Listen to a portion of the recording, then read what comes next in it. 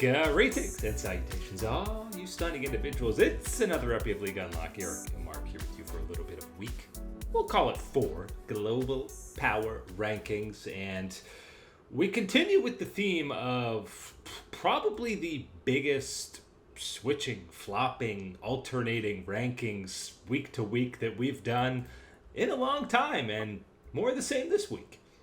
And I don't know if we've ever had a period where we've had as much, jumbling around, swip-swapping of teams in the upper areas of this power ranking than I think any other year that we have had. And I think a large part of that goes to just what the international scene is now and what it means to keep track of the global scene and all these regions and the power that is in it. And of course, the formatting as well has led into that in a lot of these aspects. But let's waste no more time and dive right into the list. We begin with a new dark horse challenger in the LPL. Don't look now, LGD, rocking a 3-series win streak with wins against both top Esports in 2-0 fashion and more recently taking down JDG. Crisp is fired up, and now this horse race of LPL teams outside the top 4 that can make some noise in playoffs continues to grow.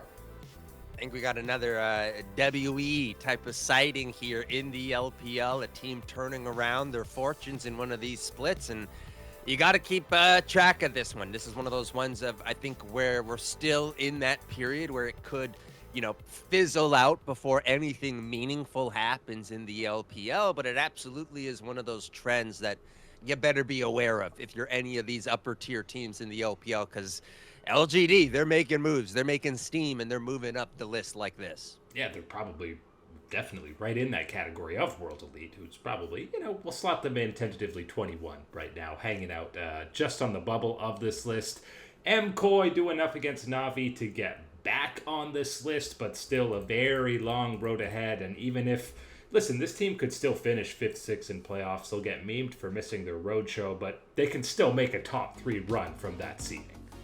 Yeah, and you give them some credit for, I guess, plugging the holes in the sinking ship type of situation this past week, but you need to do a little bit more. I need to see that determination, that hunger to get to that position that you need to be in order to secure yourself that spot in the playoff roadshow. I think that is, of course, the number one task that is laid out for this Movistar Koi team. And unfortunately, that has taken over the goal, the task, the priority of being at the World Championships, which, let's not forget, is still going to be in the back of their minds as well.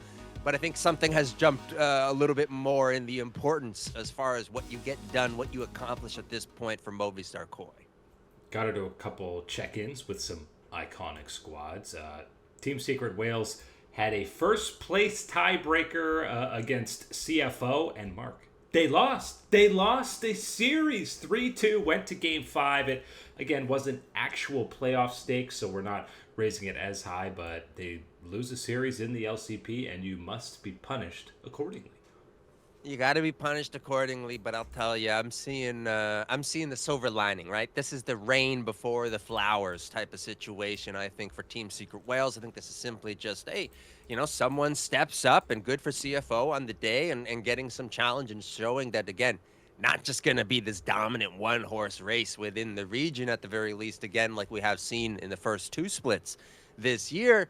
I think there's going to be that bounce back, but getting one of these type of pushes, facing some adversity, losing type of situation, all these type of things are important developments for a squad that needs to be, a stiffer, toughened up version of themselves as they head to that international stage for a world championship. So I'm not concerned about Team Secret Wales, but this is still important to check in with. Good to happen before, again, the more meaningful series actually happen, because they're just starting that playoff bracket. IG down a spot, but still feeling fine about them. NIP goes up. They stay undefeated, and we're heading into the final week of regular season action in the LPL. We will get the rematch between IG and NIP to basically decide who finishes first in this Nirvana group, and they're both locked to advance to that plan, but obviously better seeding can make a pretty big difference when you're going against the top tier in the LPL. Yeah, and it's a little bit unfortunate for both NIP and IG that pretty much where you are, what you're going up against in the LPL, this is about as high as you're going to climb until you get out of this group stage type of situation. You do get to go up against that top tier, locking yourself in these spots. It's still absolutely going to give us, as you mentioned, that head-to-head where you can jump in front of your other, lower tier brethren, we'll call you, as you're moving on through the LPL rankings. Both of them still holding strong, though, at the very least in this position of the rankings. Yeah, and I mean, a 0-11 EDG is basically the prize for whoever finishes first, and I don't think it matters if it's NIP or IG.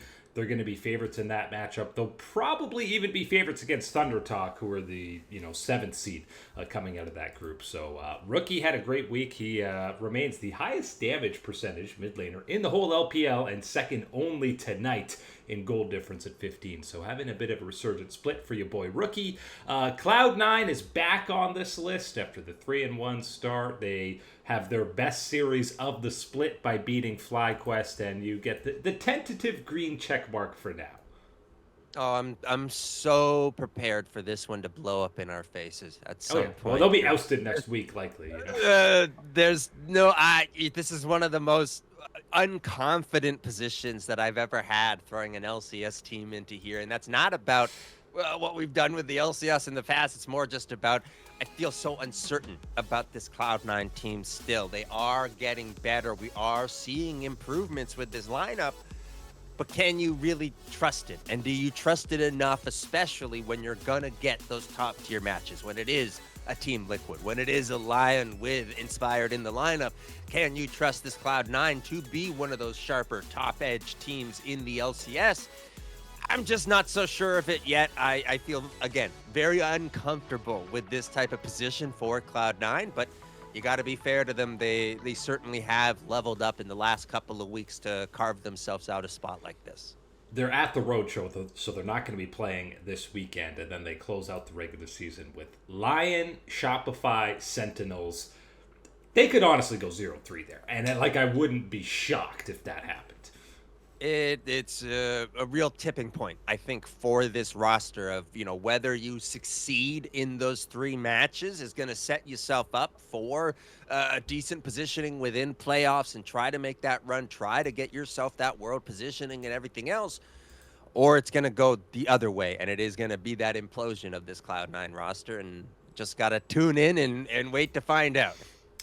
Couple squads just barely staying afloat ahead of them. At least staying afloat's a little dramatic. Staying in contention with the big dogs, and that is JDG and KT Rolster. JD, 2-game losing streak. They lost to AL, and then LGD, as we mentioned, obviously the one that hurts. And we've seen now Junjia getting subbed out for Zhao Fang coming in, and maybe that's going to make them look better. He only got that 3rd game against LGD to test. We're just feeling confident about this JDG team, a team finally starting to put up that top end results that you wanted to see, and looking more so like the Tabe influence on this squad coming on through HongQ popping off.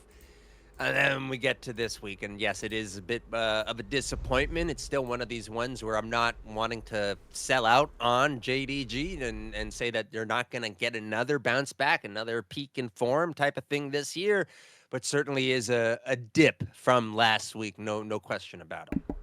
We touched on G2, a little bit. The Fnatic loss, whatever, still enough for them to kind of stay put. This isn't G2's final form by any means and won't be until playoffs.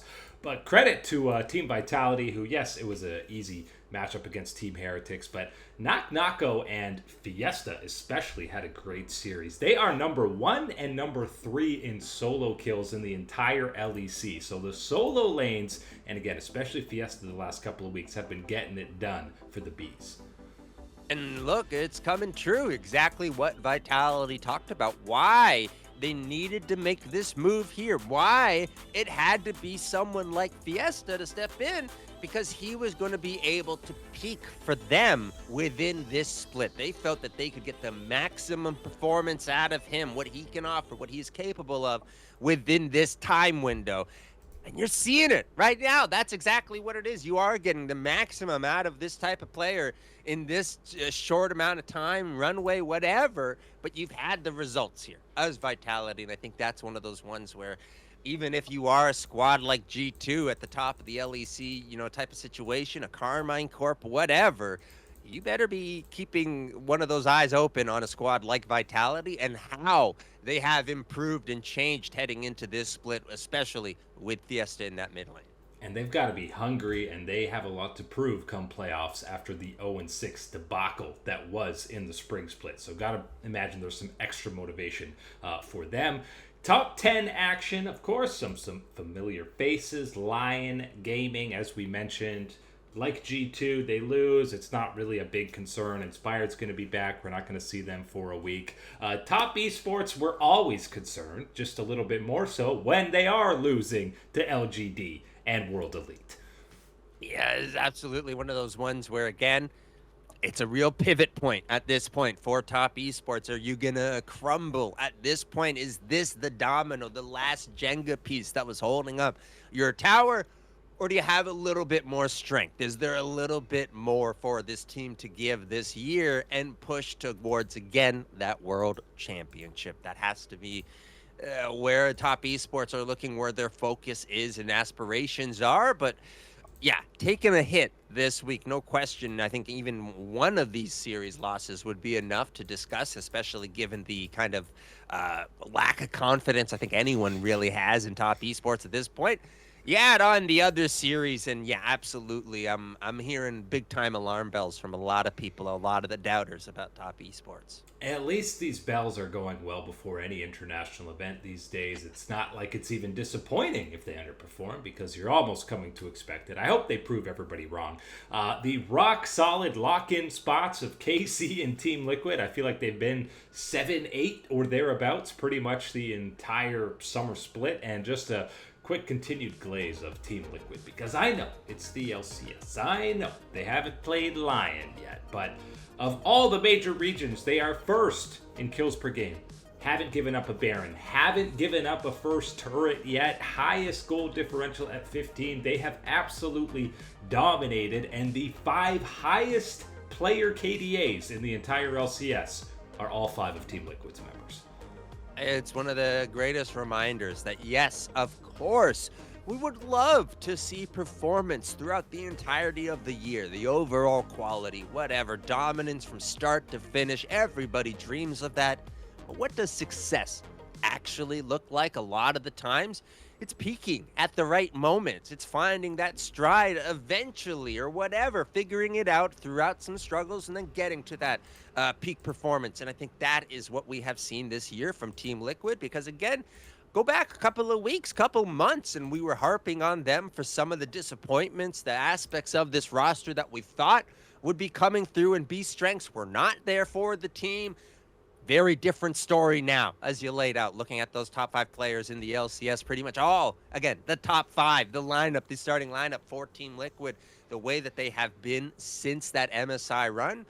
Again, talking Team Liquid, Carmine Corp, they're both kind of in this same picture where no matter how impressive they have been, outside of maybe the superstar performance of the week type of thing, they're going to be stuck behind the other top-tier squads from the rest of those regions until you get a crack at them on them internationally. But otherwise, they have done everything you could ask from them so far.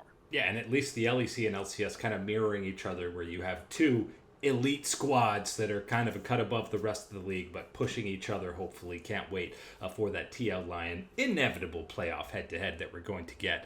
Lastly on this list, of course, the big one, outside of the VIP lounge for probably the first time this split. That is T1. Yes, it was a banger series, even though it was 2-0 against Gen G. We had some insane back and forth team fighting, but now you have T1 3 series in a row losing to the other top 3 LCK squads. I'm going to call this one a little bit of a 50-50. 50% on a, again, 3-game losing streak that you are keeping track of, and 50% the homestand effect, because if you do lose in front of that situation, when you have that support, when you have had this separate thing, it adds a little bit of extra to that weight of the result of the match. And unfortunately, again, for T1, finding themselves on the losing side of that. Now, is this one of these situations where, all these losses are completely, the exact label of this team? No, you absolutely are not. And let me remind you, one of those is the Painter series, where he comes in questionably for the team and everything else. So it's still one of these periods where I think a lot of people are going to, of course, with a name and with a brand like T1, overreact to this type of positioning and this type of result for them. But it's one of those ones where I'll caution and remind you that there's still, again, plenty of time in this LCK split and plenty of high-profile head-to-heads awaiting for all of these top-tier squads. So this is just more of a pulse check within the LCK, and unfortunately for T1 after this week, less of a pulse than any of these other top-tier squads in the region. And let's not forget, T1, DK, and KT all still in contention to finish bottom of that Legends group, which means you have to go through that play-in stage. Not concerned about any of those three. Well, maybe KT. Not concerned for DKT1 going through plans, but it's still very much a possibility for them to get there. As T1 gets bumped out, someone's got to fill that 5 spot, and it is the 4 series win streaking anyone's legend who makes their debut in the top 5. Yes, it's taken 3 games over the last couple of series, but 4 in a row still. They now have the exact same record overall as BLG. Tarzan has the highest KDA in the league and the most MVPs in the entire league. Welcome to the scene, anyone's legend. Welcome back. Took a while to get here, but they're back. Absolutely, a little bit of a road trip, but we've made it, and now we are here, and they are on the path, the destiny towards a world championship appearance. Now I think that's kind of where you have to settle in on as the LPL, this run that they have been on, as you mentioned, those 4 wins and building this up, getting that record like BLG. You're going to be a factor within these later rounds of the LPL playoffs and run towards anything for the World Championship. So, yes, welcome back into this top picture and welcome back into the conversation for the World Championship run.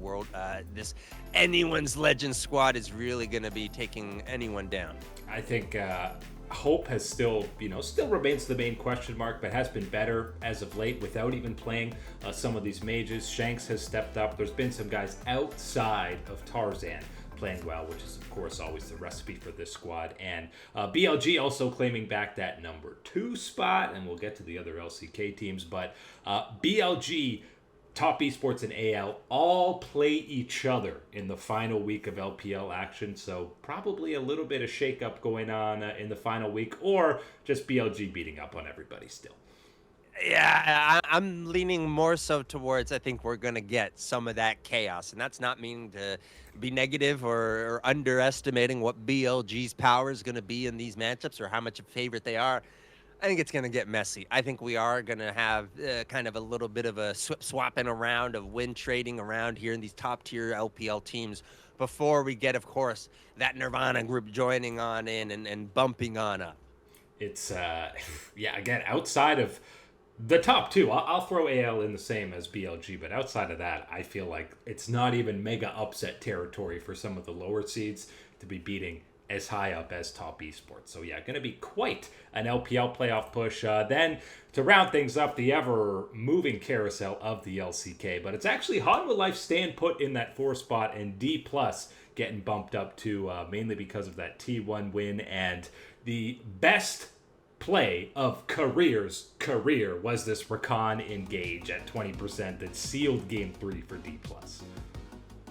And it's beautiful. Don't you love Rakan plays like that? There's something, I don't know, maybe I'm just a little bit stuck in the past of the last few years or whatever, but there's something about seeing a Xayah Rakan, right? But specifically the Rakan here, find that type of play. Always looks good on Summoner's Rift. Love to see it. But yes. Just clean. And our LCK squads, as you mentioned, is the Hanwha Life, the DK, the Gen G occupying this type of territory. And again, It's just the checking in on the pulse, because who knows what's it going to be next week. Is one of these, three going to jump on top of the other two to take that top spot or whatnot? Just the way things are playing out in that top tier of the LCK. And what's kind of surprising, the second worst team KD in the entire LCK is Hanwha Life. Yes, lower than the DN Supers, lower than Nongshim, and that's a testament to, again, they're playing in the much harder Legends group above. And Zeus kind of bailed them out a bit on the Olaf in the KT series. And again, we kind of said if Fenrir was starting over Jiwoo, KT might have been coming away with that series win. I'm going to go even more confident that it was Zeus rescuing that series for the Hanwha Life boys in that regard. Look, this is one of those ones where I think you can have absolutely your own personal flavor of this top five, and whether that is one of the LPL squads at the top or one of these LCK squads, and take your pick of the LCK squads. You can make that argument for it. I think this, though, has to be that top five picture realistically, and unfortunately, the headline of this top five is the fact that number 6, is that T1 sitting outside the top five. I think really is more so that story for it. But I want T1 fans to calm down. You don't need to send any trucks our way. This is not meant to be that T1 is permanently stuck in this 6th spot. Don't expect anything else from them type of situation.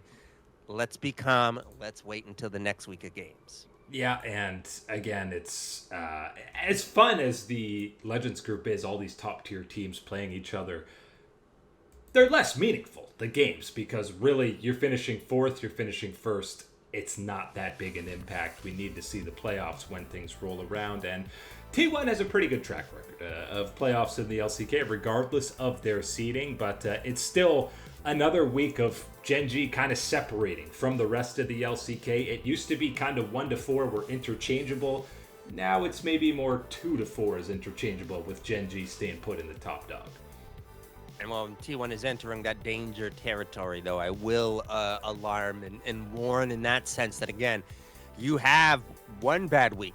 That's whatever here in the Legends group. You have 2 bad weeks. A little bit of a problem. If you have 3 consecutive bad weeks consisting of these losses, you're really now completely set behind out of everybody else. And so that is where that issue comes in. So I'm very much so banking and looking on the T1 bounce back this week.